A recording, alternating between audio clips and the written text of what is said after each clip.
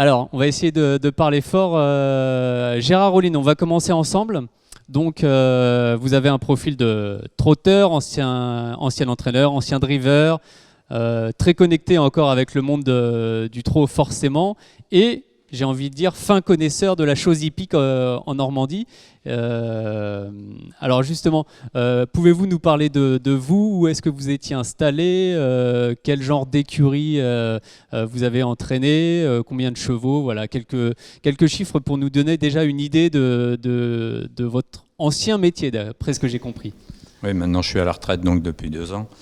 Et j'ai été propriétaire, entraîneur, driver, mais pas éleveur. C'est ma femme qui était éleveur à la maison. Elle est parmi nous, mais je crois que je ne la vois pas. Elle doit être encore en bas. Elle est cachée. Donc oui, entraîneur depuis 1984. Donc jockey, driver, voilà. Alors justement, on va parler ensemble. Dans la Manche, j'avais oublié de préciser. Dans la Manche, exactement. Voilà. Donc chaque intervenant a son thème entre guillemets. Le but du jeu, c'est aussi d'en savoir plus au sujet de chaque interlocuteur et de se faire expliquer aussi, en l'occurrence avec vous, que sont les courses en Normandie, sur combien d'hippodromes court-on, et tous ces petits détails qui n'en sont plus pour vous, mais qui doivent intéresser forcément ceux qui maîtrisent moins le sujet. Oui, la fédération, j'ai parcouru un peu ce qu'a dit M. Frappa. On est la plus petite fédération de France. On n'a que 3 départements, anciennement Basse-Normandie. Et c'est nous qui avons le plus de réunions de course. Hein, si je ne me trompe pas, on en a 285 réunions de course. 285 journées de course dans les 3 départements. Sur combien d'hippodromes? 28 hippodromes, plus 3 hippodromes que sont Deauville, mais gérés par France Gallo, Caen et Cabourg, gérés par Le Trot. Donc les sociétés mères qui organisent voilà, notamment les courses en région parisienne, mais pas que, et la preuve du coup avec voilà, avec la Normandie. Et les 28 autres, d'ailleurs je rajouterai, parce qu'ils n'y sont pas tous, je rajouterai Bourigny, Valogne et surtout Julouville, dont le président est ici, parce que Julouville c'est le seul hippodrome marin où les chevaux courent sur la plage. Et ces champs de course-là donc, sont gérés que par des bénévoles, hein, avec leurs présidents et autres, et ils sont chapeautés par la fédération, lequel M. Frappa est donc le président. Alors justement, ici au jardin de Cambremer, on est à 10 minutes de Lisieux, un quart d'heure on va dire de Dozulé, on a Clairefontaine, Deauville, Cabourg qui sont sur la côte. Mais on parlait tout à l'heure, et ça je trouve ça très intéressant et c'est bien de l'expliquer aussi, que les courses, alors notamment de trot, ont débuté à Cherbourg, et je vais vous laisser rappeler l'année et pourquoi justement ces courses de trot ont débuté à Cherbourg, donc dans la Manche. La race trotteur, c'est pas très vieux, hein, ça date des années 1800. Les premières courses ont été en 1836 à Cherbourg, et ils ont été instaurés par Ephraim Well, qui était un agent des haras nationaux, et qui a réussi à décrocher des courses de trotteurs par ses supérieurs qui, au départ, ne voulaient pas organiser ces courses. Il a réussi à le faire, mais il fallait qu'il trouve un sponsor. Et à l'époque, il a trouvé un sponsor à Cherbourg. C'est pour ça que ça a débuté à Cherbourg. Ce sponsor était un marchand de vin qui travaillait avec les Anglais. Pourquoi les Anglais? Parce que les Anglais, ils venaient en France acheter la race normande, le trotteur normand, pour faire des chevaux de guerre. Donc, tout simplement, la race trotteur, elle est née comme ça, en organisant avec ces chevaux normands des courses au trot. Mais pour les améliorer, par la suite, dans les années qui ont suivi, on a apporté du pur sang. Et le premier croisement qui a été fait avec un pur sang, c'était la jument Elisa, avec un 3/4 pur sang anglais, et ça a donné le premier très bon reproducteur qui a été Conquérant. Et ça a démarré en 1836 à Cherbourg. Le premier siège social était donc à Cherbourg, ensuite transféré à Caen, et ensuite transféré à Paris quand les courses les champs de course se sont multipliés sur l'ensemble du territoire. Est-ce que vous avez une idée des parties d'hippodromes qui organisent des courses au trot et au galop en Normandie? Est-ce que vous savez quel nombre d'hippodromes sont spécialisés ou pluridisciplinaires? En Normandie? Ça, c'est une question piège. C'est pas, non, pas piège. Il y a de moins en moins de champs de course pluridisciplinaires. Et on a encore Granville, Bréal, Clairefontaine. Et j'en vois pas d'autres comme ça. Un brûle-pourpoint, j'en vois pas d'autres. Alors on entend par pluridisciplinaire forcément quand on a la possibilité de courir le même jour pendant la même réunion au trot. Et au galop. Voilà. Alors je ne sais pas si Granville, Granville ou certains font l'obstacle et le plat aussi. Oui, mais et Bréal. Et puis donc Clairefontaine. Mais Clairefontaine, on ne mélange pas. Il n'y a pas de trotteur et de galopeur le même jour. Presque chacun. Alors que Granville et Bréal le font encore. Très bien. Merci beaucoup Gérard Rolline de nous avoir présenté les entre guillemets courses en Normandie. On va passer le micro à Serge Tardy.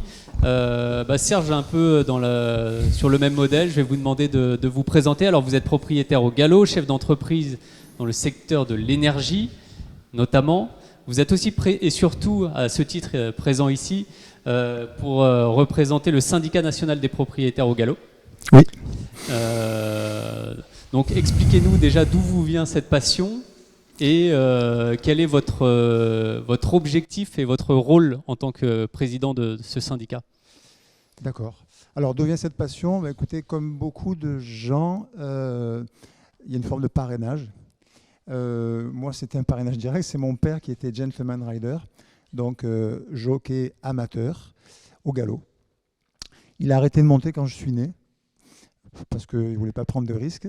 Mais tout jeune, j'étais donc sur les hippodromes et j'allais les dimanches. C'était la sortie familiale. À l'époque, on sortait le dimanche aux courses.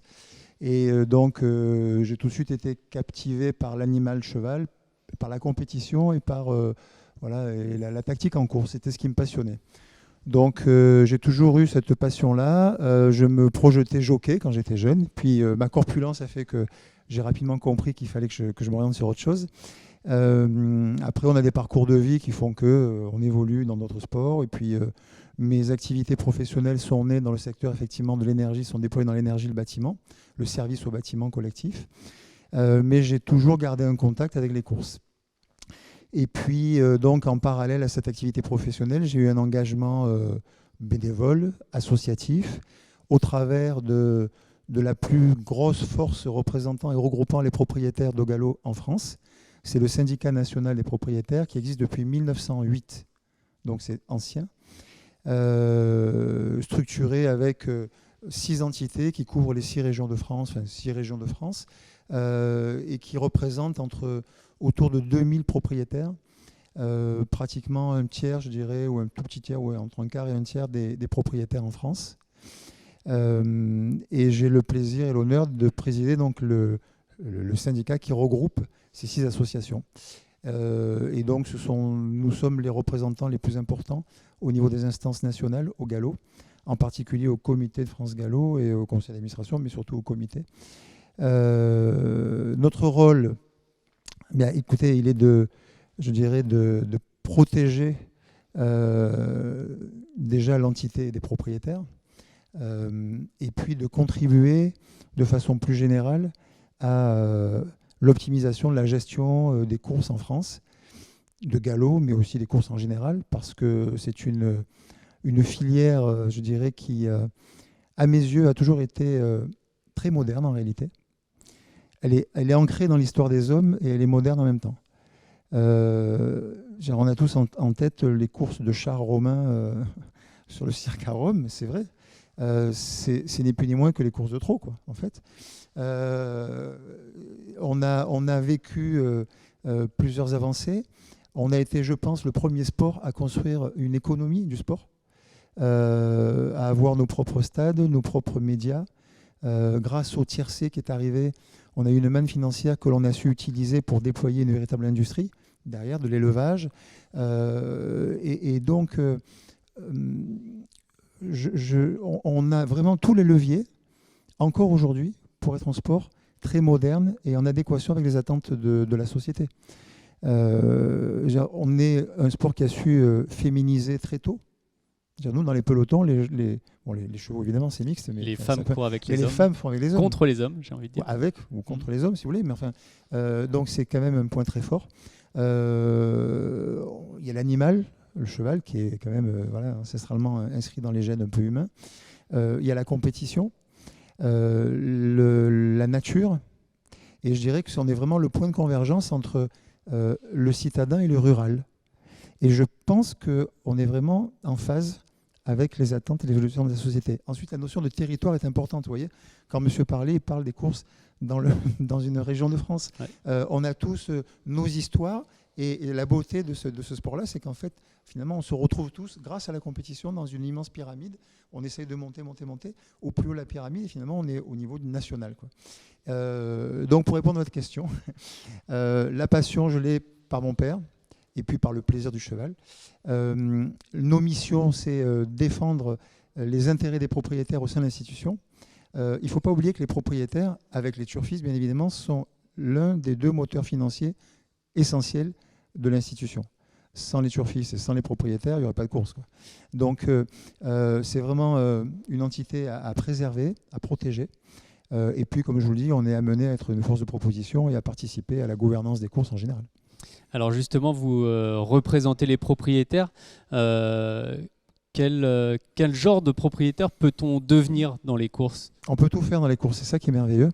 On peut être un tout petit propriétaire à titre personnel en commençant par être associé avec un ou deux amis. On peut être en pleine propriétaire d'un effectif de plusieurs dizaines voire centaines de chevaux. Là, c'est la plus haute marche. Depuis quelques années, on a vu s'élargir le champ, les possibilités administratives d'être propriétaire sur un plan donc juridique et comptable et financier et fiscal. Donc on peut être, je vous le dis, propriétaire en pleine part, propriétaire associé, membre d'une écurie d'associés, membre d'une société, porteur de parts, etc. Donc chacun peut trouver sa formule, son niveau d'investissement financier, sa sécurité juridique, fiscale, c'est très important. L'accompagnement que peut apporter une forme d'écurie, vous voyez, en association, ça c'est très important. Et donc, je dirais même un choix territorial, un choix de discipline. C'est-à-dire qu'aujourd'hui, quelqu'un qui souhaite être propriétaire, donc entrer dans être un acteur économique important de cette belle filière, peut choisir d'être propriétaire au galop, au trot, seul, en association, dans des écuries qui font courir qu'au trot, ou bien qu'au galop, ou bien au trot et au galop, et partout en France, ou bien uniquement dans une région. Donc vous voyez, le champ est très large. Les possibilités de recrutement donc, sont facilitées. Et je pense que c'est l'un des axes de travail très importants sur lequel on doit mettre l'accent sur les années à venir, c'est le recrutement de nouveaux propriétaires investisseurs français. Les présentations qui ont été faites précédemment avec Arcana démontraient que, alors au trot, le problème ne se pose pas, c'est vraiment en France que ça se fait. Le marché mais au niveau du marché international, au niveau du galop, le marché est très international. Et on se rend compte qu'aujourd'hui, nous avons autant de naissances qu'il y a quelques années en arrière, et que par contre, les effectifs en France, de galopeurs en France, diminuent. Et on s'aperçoit aussi qu'il y a beaucoup de propriétaires étrangers qui font entraîner à l'étranger et qui viennent courir en France. Donc il y a sûrement un travail important à faire. Et grâce à tous les leviers que je viens de vous présenter, nous avons des possibilités de réussite. Parfait. Merci beaucoup Serge Tardy pour votre intervention. On va continuer notre... Oui. Excusez-moi, mais j'ai oublié dans les champs de course pluridisciplinaire, voilà, ouais. Argentan, ce qui est très Argentan, important quand même, tout à fait. Parce que son président, Monsieur Frappa. C'est Monsieur Frappa, donc je voulais quand même apporter. Tout à fait. Merci pour la précision, Gérard Rollin. Alors Guillaume Rubéchy, on parlait du sujet fiscal qui est un sujet épineux, mais évidemment très important quand on investit dans un cheval de course. Il s'agit d'être bien entouré. Donc je vais vous laisser vous présenter. Je vais juste donner 2-3 pistes. Avocat fiscaliste, vous avez fondé Valoris Avocat en 2014 et aujourd'hui vous êtes membre ou expert pour le CIFCH, d'où votre présence aujourd'hui. Donc même question que pour les autres intervenants, présentez-vous et dites-nous-en un peu plus sur vous et votre passion pour les courses et ce que vous pouvez apporter, tout en précisant d'ailleurs que vous allez animer un atelier dans la foulée sur le thème de comment optimiser fiscalement la propriété d'un cheval de course. Donc on ne va pas rentrer dans tous les détails évidemment, mais je vous laisse la parole. Non, on va juste effleurer le sujet et puis je serais ravi de répondre à des questions précises que vous pourriez avoir après dans le cadre de l'atelier, si le sujet vous intéresse. Donc Guillaume Rubecki, je suis effectivement associé fondateur de Valoris Avocats, qui est un cabinet présent à Paris, à Lyon, à Strasbourg et à Genève. On est une trentaine d'avocats, fiscalistes et de droit des affaires d'une manière générale. Et moi, je dirige en particulier le département de droit fiscal et en particulier tout ce qui touche à la fiscalité des entreprises, la fiscalité internationale et également un petit peu la fiscalité patrimoniale. Rien à voir avec les chevaux a priori, sauf que les chevaux pour moi c'est une passion. Et les chevaux en général, l'hippisme aussi, grâce notamment au CIFCH, grâce à Martine, à Cricket, qui ont su communiquer la passion pour les courses. Et j'ai essayé de combiner les deux, mon métier et ma passion, en m'intéressant à la fiscalité des activités équestres, à la structuration pour les éleveurs, pour les structurations d'écuries de groupe, mais on a à gauche Éric Bussy qui nous en parlera avec science et sapience. Et puis au-delà, de voir toutes les difficultés que pouvait rencontrer la filière équestre et hippique, en particulier en matière fiscale, pour faire remonter les informations auprès de nos parlementaires. Je salue monsieur le député, et auprès du groupe Cheval à l'Assemblée nationale ou au Sénat, par exemple. Ça concerne la TVA, qui est un sujet dont on a parlé beaucoup, qui concerne éminemment les éleveurs de chevaux, tous les éleveurs de chevaux en France. Grâce aux travaux acharnés du Parlement depuis la fin de l'année dernière, enfin depuis le 1er janvier de cette année, il y a enfin la TVA à taux réduit sur l'élevage de chevaux. Le combat continue pour avoir le taux réduit sur toutes les activités équestres, mais c'est pas moi qui mène le combat, c'est vous et c'est nous tous. Et au-delà, ma modeste contribution, c'est expliquer aux futurs propriétaires que l'investissement dans le cheval, c'est un investissement passion, et ça peut être également de la défiscalisation passion. Alors il ne faut pas investir dans le cheval pour défiscaliser. De toute façon, à mon humble avis, il faut investir nulle part pour défiscaliser. Il faut bien structurer son investissement, choisir un investissement qui a du sens économique, où on se fait plaisir, et bien le structurer de manière à pouvoir défiscaliser si c'est possible. Et c'est particulièrement vrai dans le cheval. Mais j'essaye de montrer qu'on peut effectivement investir dans le cheval en tant que simple propriétaire de part d'une écurie de groupe, en tant que simple propriétaire d'une patte de cheval, en tant que propriétaire d'un cheval ou de 50 chevaux, en tant qu'éleveur. Il y a plein de catégories dont on parlera, et défiscaliser. Défiscaliser, ça veut dire quoi? Ça veut dire payer moins d'impôts, on est d'accord, et on verra que en matière de course hippique et en matière équestre de manière générale, mais quand même on a une des rares niches en France où on peut avoir des revenus qui ne supportent pas du tout d'impôts. Les gains de course pour les simples propriétaires sont exonérés d'impôts. Et si vous jouez au PMU aussi, vous savez que c'est exonéré d'impôts. C'est même exonéré de TVA, ce qui est là aussi relativement unique en France comme source de revenus. Et puis, si on va au-delà dans l'implication du propriétaire, on verra qu'un propriétaire qui s'intéresse vraiment à la carrière de son cheval, qui a des couleurs, etc., qui gère la carrière, lui passe à un autre statut fiscal. Et alors pour lui, les gains de course seront imposables, mais corrélativement, s'il y a des déficits, il pourra les déduire de ses autres revenus. Et tout ça fait que l'investissement passion peut aussi être un outil de défiscalisation très efficace. Alors c'est très intéressant et on pourrait en parler des heures, mais justement comme vous allez animer l'atelier dans la foulée, on va passer à le micro à Éric Bussy. Alors, un peu les mêmes questions. Éric Bussy, alors je vais quand même donner 2-3 pistes. Vous êtes retraité de la banque, vous représentez le syndicat national des propriétaires de trotteurs, vous avez été membre du comité du trot. Oui. Et vous êtes à l'origine de nombreuses écuries de groupe, dont l'écurie Passion, puisqu'on parle de Passion depuis le début de cette conférence, et Equinox également, dont je vais vous laisser en parler quelques mots. Oui, donc je me suis intéressé aux chevaux à peu près en 2000. Enfin, je me suis intéressé aux chevaux très tôt, mais en 2000, j'ai décidé de commencer à investir. En 2000, on passe en euros. Je suis dans le trot, plus que le galop, pour tout un tas de raisons, parce que j'ai toujours bien aimé le trot, et c'est comme ça, on ne se refait pas. J'ai aucune famille dans le secteur du cheval, donc je suis un pur citadin. Et à partir de là, je me suis dit, qu'est-ce que je peux faire? J'ai donc fait ma carrière dans la banque, grosso modo 22 ans de corporate et 22 ans de banque privée. Et donc je me suis dit, qu'est-ce que tu peux faire avec les petits sous que tu as? J'ai pas les millions qu'il faut, mais je peux en perdre un peu, mais je n'ai pas l'intention de perdre des millions non plus. Et donc la première approche que j'ai eue, c'est de participer à une syndication d'un étalon qui est Fortherette, pour ceux qui se rappelleraient éventuellement, en 2000, où à cette occasion-là, M. Lucien Urano reçoit tous les porteurs de parts au Haradrette, écurie des Charmes, pas très loin d'ici.